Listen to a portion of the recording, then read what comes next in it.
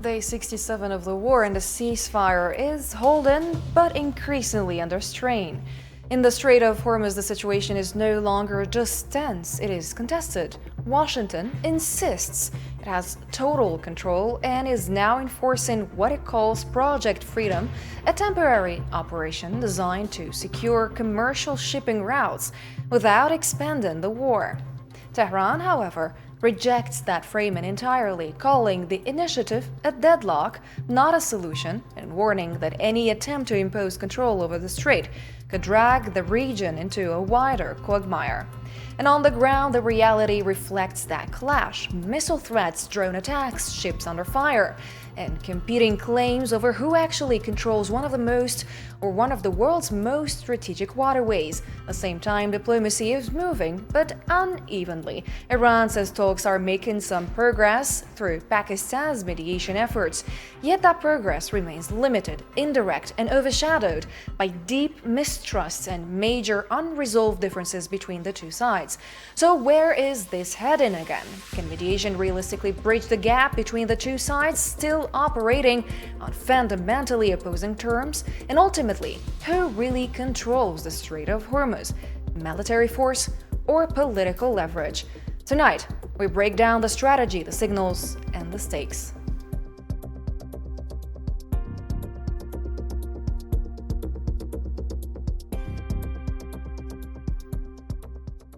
Before starting our conversation, let's watch this report by our own colleague, Nabil Khazini. The fragile ceasefire between the United States and Iran is under growing strain, with fresh clashes in one of the world's most important waterways, rising fears the truce may not hold. In the Strait of Hormuz, US and Iranian forces have exchanged fire after Washington launched what it calls Operation Freedom, an effort to escort commercial ships through the narrow passage. The US military says it destroyed several Iranian boats and intercepted missiles and drones targeting vessels under its protection. Tehran, however, insists it fired only warning shots, threatening it will respond to any foreign military presence in the strait. At the same time, tensions have spread beyond the waterway. Despite this, officials in Washington say the ceasefire has not formally collapsed, but in reality, on the ground and at sea, it is being tested again and again. The stakes are high. About a fifth of the world's oil and gas passes through the Strait of Hormuz. Any serious disruption could have immediate global economic effects. Even small attacks could make shipping companies lose confidence in using the route. What we are seeing now is a gray area, not full war, but no longer real peace. The United States appears determined to reduce Iran's control of the strait, while Iran is showing strength without triggering a wider conflict. Behind the strong words, diplomacy is still ongoing. Iran's foreign minister is heading to China for talks, and countries in the region are calling for calm, but for now, there is no clear progress.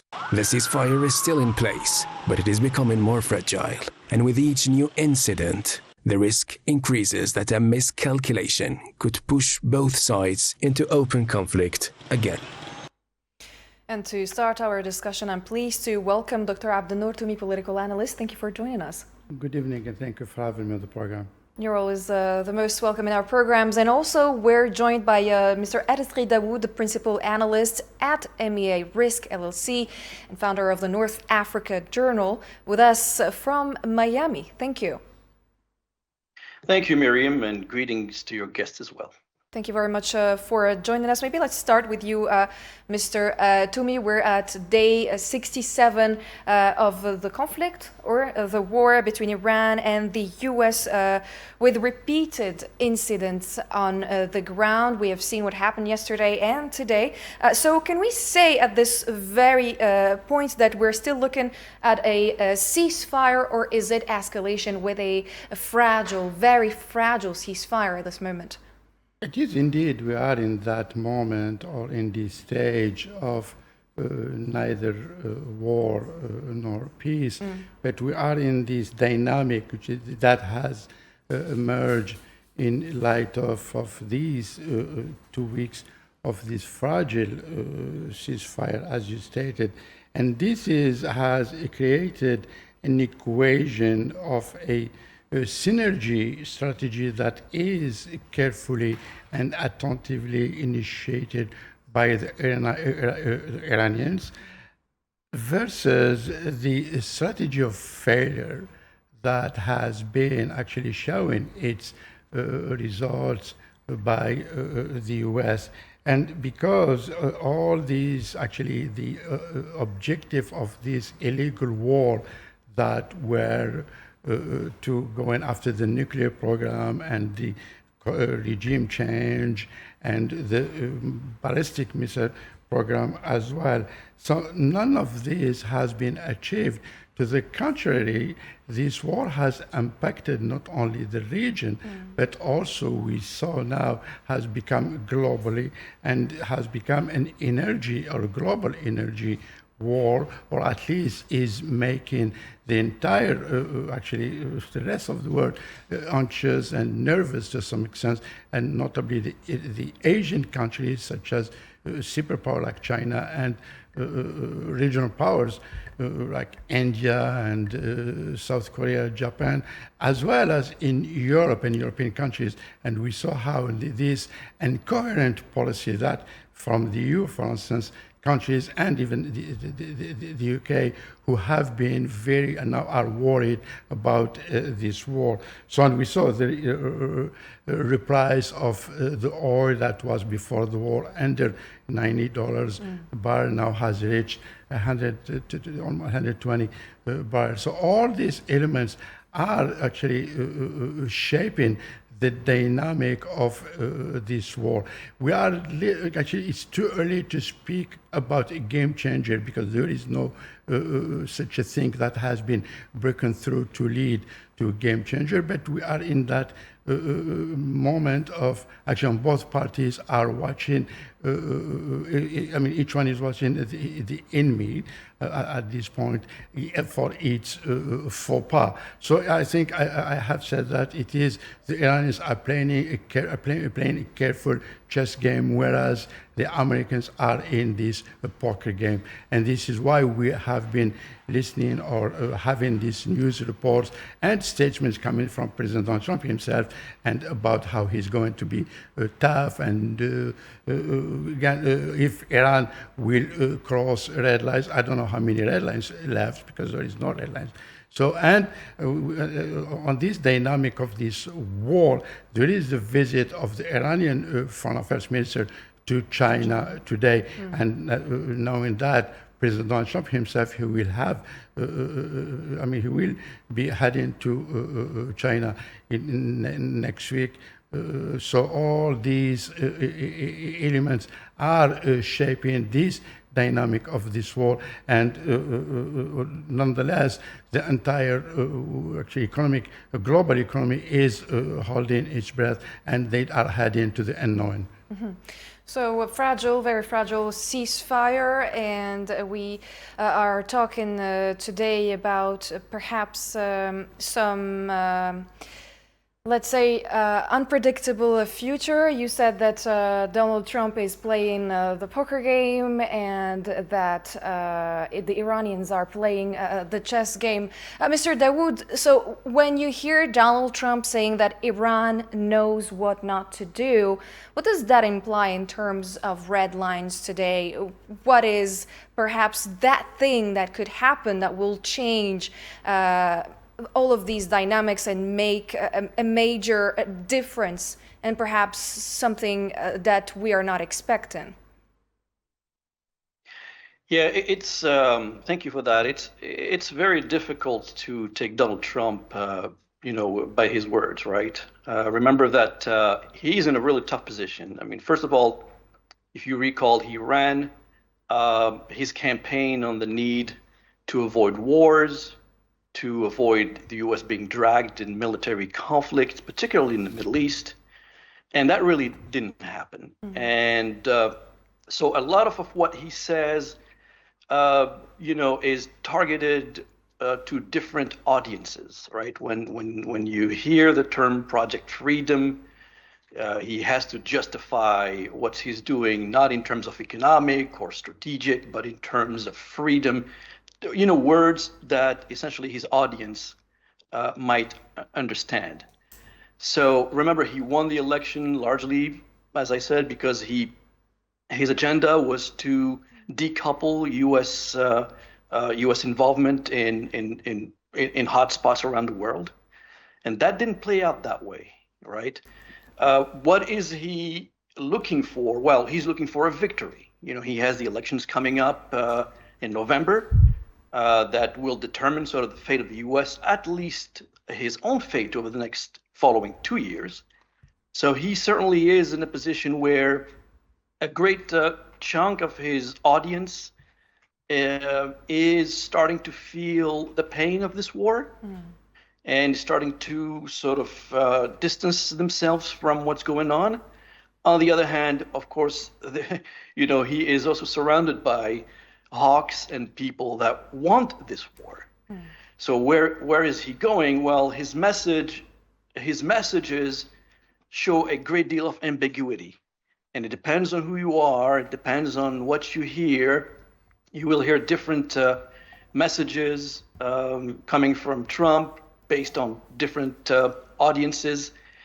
And clearly, you talk to analysts, they really are not sure what is going on right there. So that's essentially what you're seeing. But, again, it's a tough spot, and it's one that, that raises questions as to what Trump wants going forward, and really no clear statements coming from the U.S. government in terms of where this is going.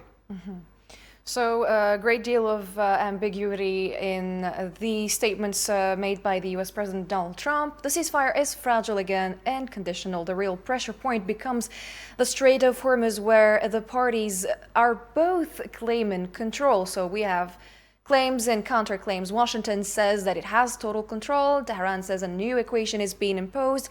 So in practical terms, Mr. Toumi, perhaps, who is controlling the Strait of Hormuz? We're seeing a dual blockade by Iran and the U.S., but what can we say about it? Who is controlling it, really?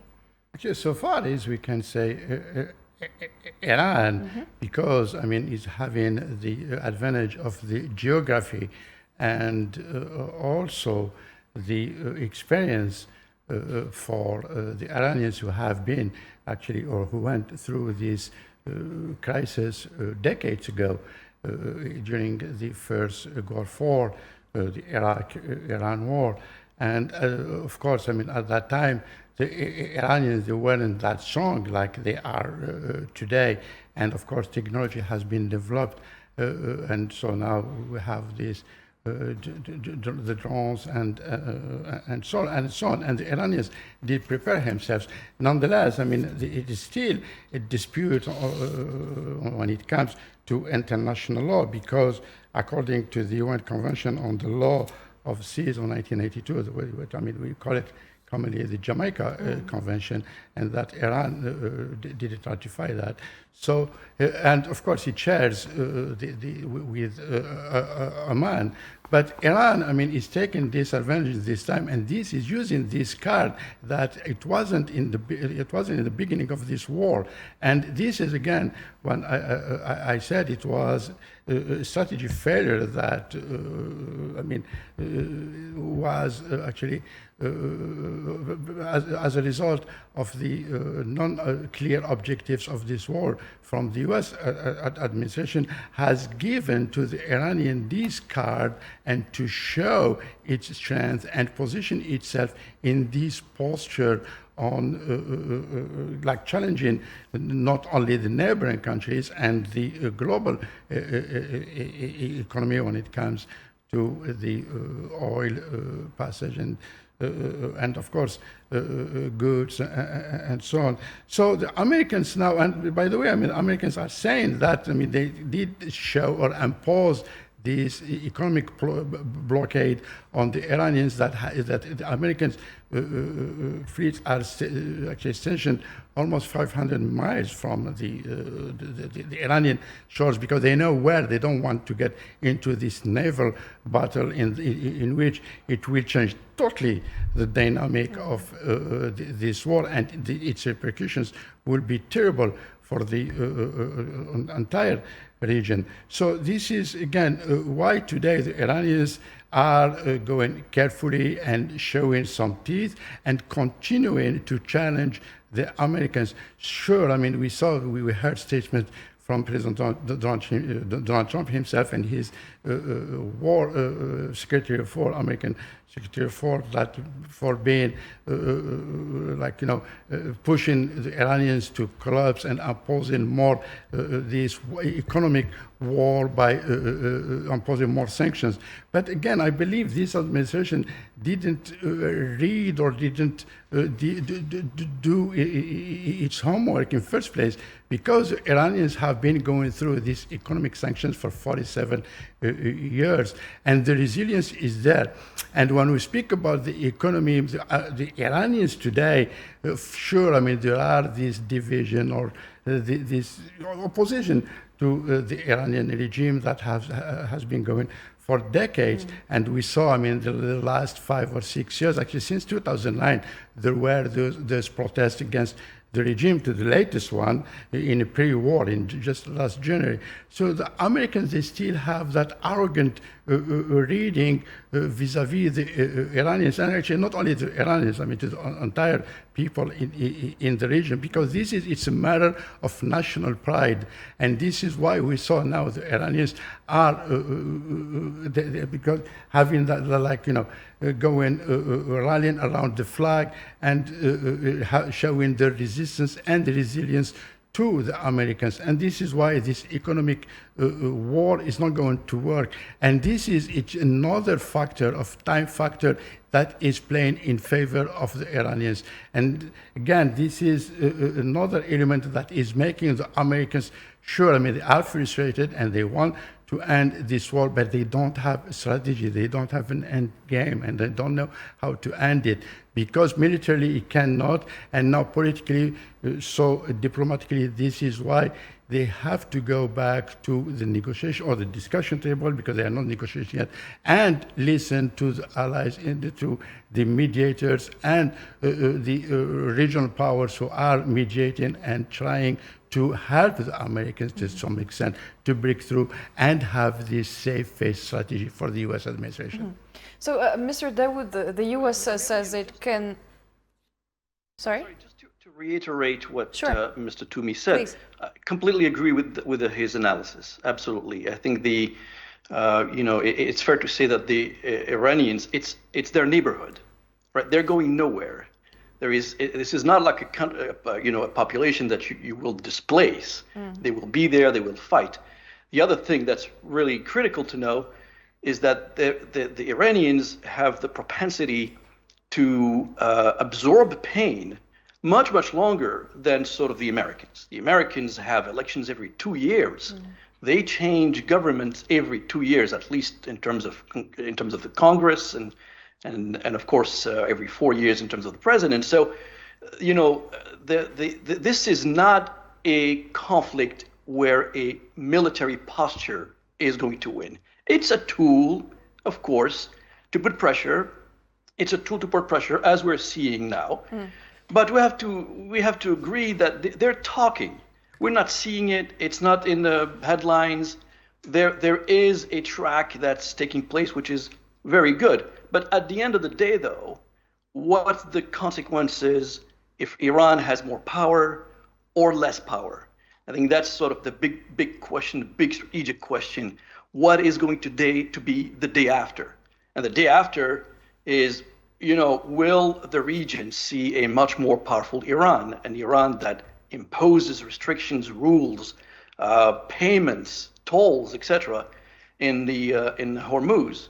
Or will these negotiations, or are these negotiations smart enough to say, well, wait a minute, there's international law, there's the UN. Eventually, the UN might have to be involved. The US might have to pull, the UN to be part of that, just because that's the right thing to do.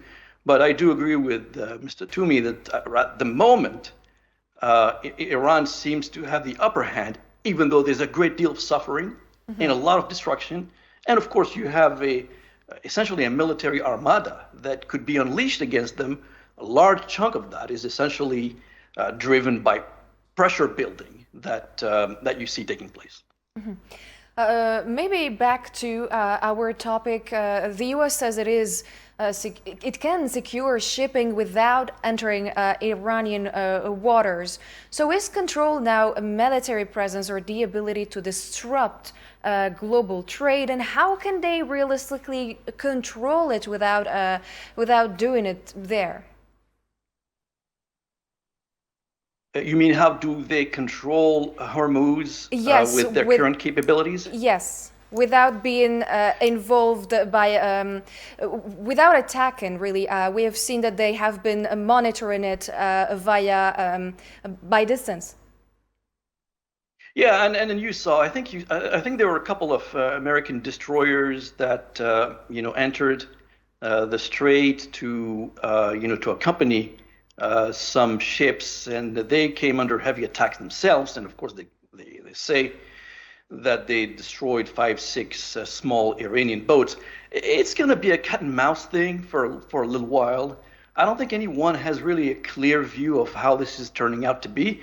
It's turning out to be, I think, in general, a very difficult posture for both sides, right? This is one-on-one. This is Iran versus the U.S. right now. There's no international organizations involved. There are no human rights organization involved. And so it's going to be a cat and mouse. How is the U.S. going to protect, shipping lines? So far, it hasn't worked out. And, and so, as I said earlier, the path forward is a path of negotiations. And I am confident that they are talking. Are they reaching, conclusions soon enough? Not really. I mean, my gasoline yesterday was, 2 weeks ago was $3.50. Today is close to $4.10. You can see how this is impacting directly the pockets of consumers. And so for the Iranians, you want, the longer this drags, the better. For the Americans, is the opposite. The longer it drags, the more it's going to have a political repercussion in the U.S. What are they going to do? It's anyone's guess. So, Mr. Toomey, Operation Freedom that the U.S. is conducting is not really gaining any victory? It's too early to speak about victory. They have started it yesterday. Exactly. And this is, victory is up to President Donald Trump himself, because, he has been actually announcing that he actually defeated Iran, and Iran, the regime has been collapsing. There is, to some extent, he even mentioned some defection within the regime. But it's a part of psychological war.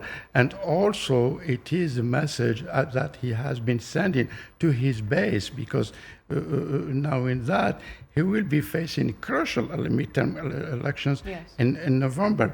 And of course, from May to November, it's almost 6 months. It's and 6 months in politics, it's a lifetime. But we have to be careful, because we are a month and a half from the summer and from the July 4th. And this year is going to be the 250th anniversary of the foundation of the Republic. And when it passes the barbecue day of the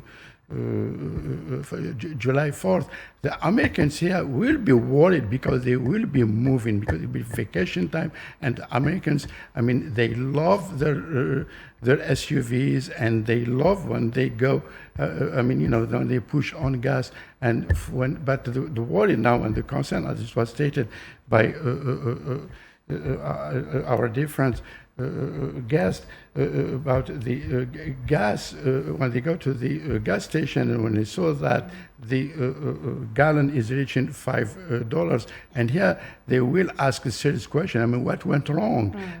Why are we in this situation? Because they didn't ask for this war, and now everybody knows it's not President Donald Trump's war. It is the Zionist states, the prime minister's war, who dragged him and who put him in this situation and left President Donald Trump, who got stuck and he doesn't know where he's heading. No exit. And there is no exit strategy because actually to the contrary, he's entering to an exit tragedy because he will be putting his legacy on the table, and we all know how President Donald Trump himself, he pays attention to his legacy and to his image. And because if he loses in November the House and the Senate, and it will be the end of his term, so he will be calling lame duck president for 2 years, and he will be dealing, or he has to coexist or to cohabit with the Democrats. So all these actually domestic politics, it will be impacting him when it comes to make a decision in terms of going and pushing for serious talks that will lead to negotiations to end this unjust and this illegal war that he started. And even actually himself, he didn't want it. He was obliged to wage this war. And by the way, when the alibi or the pretext of this war was to go and free the Iranians. Of the regime. Exactly, and collapse the regime. But 2 months later, they are waging war on the Iranians. On the Iranians. Thank you very much, Mr. Abdelnour Toumi, for your time and insights. And thank you, Mr. Arizki Dawood, for accepting our invite and for your time. Thank you. Thank you both. Thank you very much. And thank you, dear viewers, for following tonight's edition. See you in the next ones.